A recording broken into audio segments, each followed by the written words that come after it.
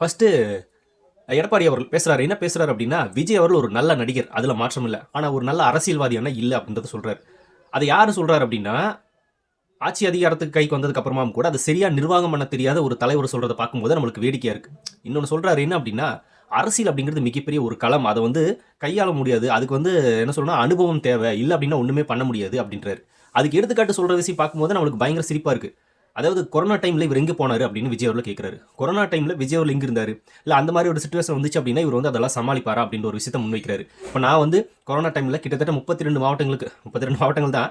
அந்த மாவட்டங்களுக்கு போயி நான் எல்லா மக்களையும் சந்திச்சேன். எல்லா மக்கள்கிட்டயும் பேசினேன். பல நிறை குறைகள தீர்த்து வச்சேன். நான் பண்ணேன்.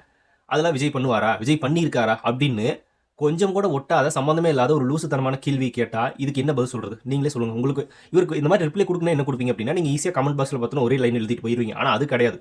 நம்ம இன்னும் பார்த்தோம்னா சில விஷயங்கள் டீட்டெயில்டா பேச வேண்டியிருக்கு. அத பேசி தான் ஆகணும்.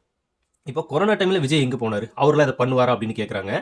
கொரோனா டைம்ல 32 மாவட்டங்களுக்கு நான் போனேன்னு சொல்றாருன்னா, வேற யார் போவா? அந்த சமயத்துல ஆட்சியில இருந்தது யார் அப்படின்னா, நீங்க தான்.